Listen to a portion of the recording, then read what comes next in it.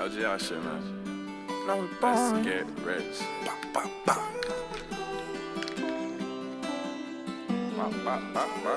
Full to the full certificate. YouTube! It's your boy Nando. We back with another video, man. We back doing my favorite topic. I'm telling you, I'm not moving from this topic. It's my favorite topic to talk about, man. How does the CIA create a cocaine detector? Like, how can you even detect fucking, like, how can you do it? How? But I'm not gonna say too much. I'm sure you like, comment, subscribe, and just dive right into the video, man. I think that a drug war is the war that's never gonna end. Never gonna end. I don't think, cause just think about it, bro. If the war is over, if there's no more cocaine in this world, there's a lot of jobs coming out that door, man. So they be saying a lot of they want to stop it or not, but On the 20th of December 1989, the United States launched its biggest military operation since the end of the Vietnam War. More than 25,000 soldiers poured into the small Central American Republic of Panama, supported by air power and a huge intelligence operation. On December the 20th last year, the Latin American Republic of Panama was being liberated. On paper, the invasion was about restoring democracy. In reality, this was a drugs bust, carried out to arrest one of America's most wanted traffickers. And this drug lord wasn't your typical on-the-run fugitive hiding out in the jungle. In fact, it was Manuel Noriega, the head of the Panamanian military, yeah, I heard of this thing. Ruler of the entire country. I heard of this thing, bro. So let me tell you this. Let me tell you this quick stuff. Thing. So how I know this thing at least. So I used to watch a show called Señor de los Cielos.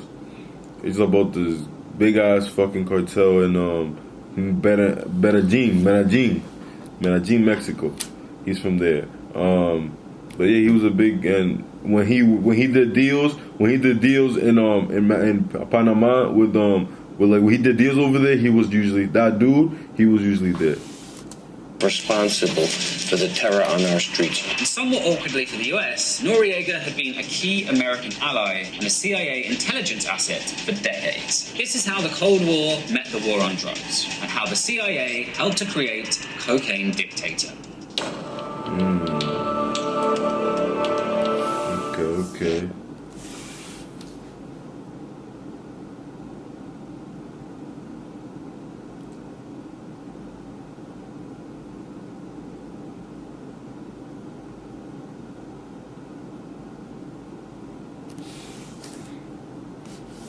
Panama is a relatively small country, and there's no particular reason why it should be considered a vital strategic interest to the US military, apart from one thing: the Panama Canal. About 5% of all global trade passes through the canal, which tends to make the US sit up and pay attention. Throughout the 20th century, America ran... That's crazy how that little canal can affect. But if something happens to that canal, something fucks it up, that's going to affect the whole... That could affect the whole world. Now directly, through a series of military bases here, here, and here. The United States is deeply engaged in the anti-communist struggle in the competition with the Soviet Union. The United States was concerned that the Soviet Union was making a play for Latin America. Panama was a key player on the side of the United States. Manuel Noriega first came to work for the CIA all the way back in 1955. By the mid-1960s, he was receiving specialist training in intelligence and psychological warfare at the infamous School of the Americas, where the US military trained many of Latin America's most prolific human rights abusers. More than 200 Latin American students, hailing from 18 different nations, study technical skills and leadership techniques at the school. After a coup in 1968, Noriega rose to become head of military intelligence. And this is when his career, both as a CIA spy and a drug trafficker, began to take off, with Noriega using his position to provide that's fucked up, bro. protection to drug shipments from South America.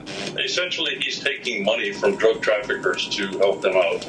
But at the same time, he's cooperating with the CIA, with military intelligence. He becomes more useful to the CIA and to the DIA, to military intelligence. So was he using good hands or was he using bad? Because...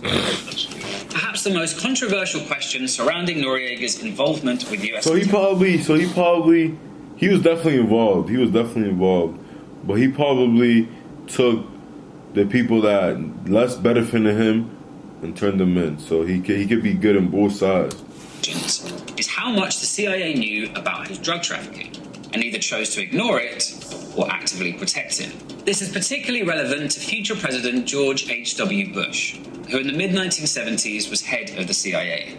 His drug trafficking was not a mystery to the CIA. The CIA was working with many people in Central America in this period who were involved in drug trafficking. I always wondered too, how the fuck you know if he's doing it for real?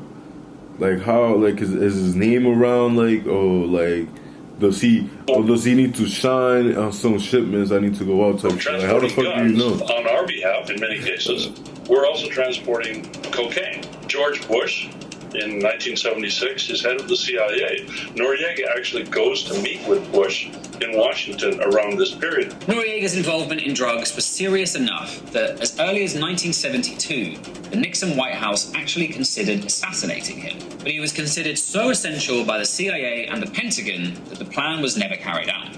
And, awkwardly enough for George Bush's later claims of ignorance, in 1976, the CIA actually put Noriega on a regular annual salary that eventually rose to over $200,000 a year, the head of the CIA at the time being George Bush. Then, in 1983, Noriega took full control as de facto dictator of Panama. Noriega went straight into business with the rising Colombian cartels, giving them landing strips for their cocaine shipments at upwards of 100 grand per flight. Did drugs get transported in his aircraft through this deal that you arranged? We set up a deal that ended up in a drug shipment. When Pablo Escobar murdered the Colombian Minister of Justice in 1984 and had to go on the run, it was Noriega's Panama that offered him shelter. At the same time, Noriega was keeping up his contacts with the American intelligence agencies. Any drug trafficker who didn't pay could be reported to the DEA. Yeah, you see? That nigga, you see the niggas that did him dirty or niggas that try to do him dirty? Making them the muscle of Noriega's narco protection racket.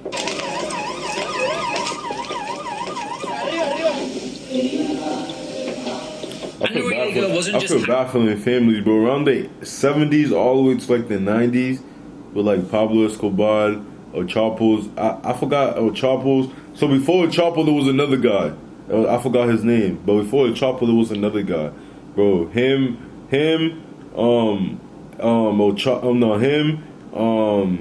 And fucking, I think his name was Rafael something, but it was him, and Pablo Escobar.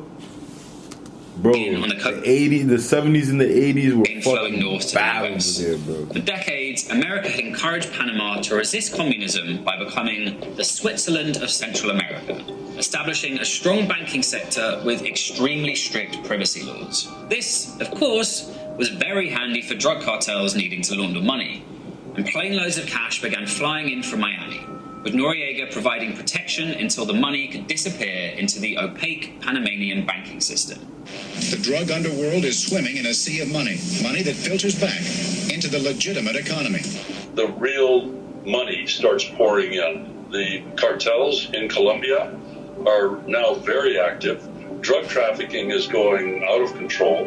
Billions of dollars are being produced by the cartels, and Noriega is offered a chunk of that. Noriega was able to keep getting away with all this throughout almost the entire 1980s, partially because the Reagan administration was supporting right-wing rebels known as the Contras, as they fought a bloody civil war in Nicaragua.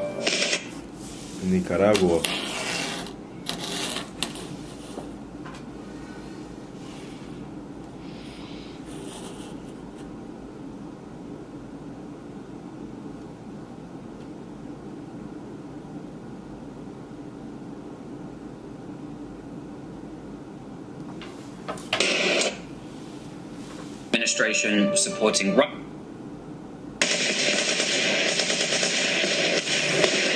Congress had made supporting the Contras illegal, so this all had to be done off the books. And that's when Noriega came in. He was providing intelligence, that's number one. Number two was arms shipments. So, between the booming cocaine trade and clandestine military supply chains, Maybe he got away with it for almost 20 it years. all come crashing down. In the early 80s, an opponent of Noriega's in Panama named Hugo Spadafora made a series of very public accusations about Noriega's drug trafficking activities. The military seized Spadafora, and a day later, his tortured and decapitated body was discovered. Yeah, you fucked up for that. I was just about to say that. There's no way in hell you did that shit and you survived more than a week. What probably brought down Noriega was more that he'd simply outlived his usefulness. The Cold War was winding down, and the American defense establishment was getting less paranoid about communists and more twitchy about drug cartels.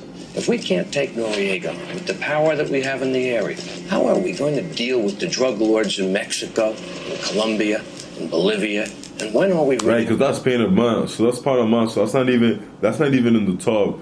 That's not even in the best ones. to take on that war?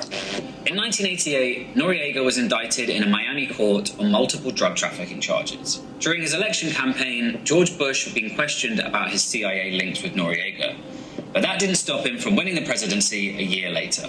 I mean, anybody who sits there and does nothing and says he didn't know that Noriega was doing drugs and running drugs and is a suspected murderer, in my judgment, doesn't have what it takes to lead this country. In his first TV address as president, Bush held up a bag of crack and declared a major escalation in the war on drugs, claiming it was a just cause. Victory over drugs is our cause, a just cause.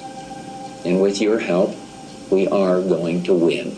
In a not overly subtle reference to Bush's drug policy speech, the invasion was called Operation Just Cause. Noriega was the intelligence hub in Central America. He knew where the bodies were buried on all sides. He knows what the CIA is doing and all of the dirty work that we are participating in. The interesting thing is that he never uses that information. Over 500 Panamanians died in this drugs bust, along with 23 US soldiers. Noriega tried to claim diplomatic asylum in the Vatican embassy in Panama, but US troops surrounded it and blasted Van Halen songs until he couldn't take any more and surrendered. He's a fugitive drug dealer, and we want to see him brought to justice. And if that helps, if there's some incentive for some Panamanian to turn him in, that's a very $1 million that I would be very happy to sign the check for, yes. The potential for embarrassment is high, with the defense team promising revelations of CIA involvement in the murky world of international drug smuggling and gun running. Noriega was flown to Miami, stood trial on the drug charges, and was sentenced to 40 years. He served 17 before being extradited to a prison term in France and then to another in Panama before dying in 2017. For all the bullets fired, people killed, and billions spent on the war on drugs since Noriega was sent to prison, the drug trade has only increased. Right, and the people who run it have only got richer. We'd like to congratulate drugs. That shit, bro, that shit is not ending anytime soon, I'm telling you guys, man. But, man, if you like these type of videos, make sure you like, comment, subscribe. More videos like these coming soon. I'm gonna try to find a video explaining that show I was talking about, because that show, bro, if you speak Spanish or you can find the show, Netflix is, I don't fuck with Netflix, bro. They took my show up. I was literally in the 5th season, bro. There was 2 seasons left. I'm telling you, bro, I never thought I was gonna get addicted to a show like I did to that one. Got watched it every day and then not get tired of it, man. I literally took a trip for a whole month. Didn't watch it for the whole month because they didn't let me watch it over there. And I came back and I left off where I left off, and I was like, damn, I'm addicted again. Boom, watched it, and then they took it out of Netflix, bro. I don't fuck with them, bro. Netflix K, man. But if you enjoyed this video, make sure you like, comment, subscribe, and I'll see y'all niggas next time, man. Peace.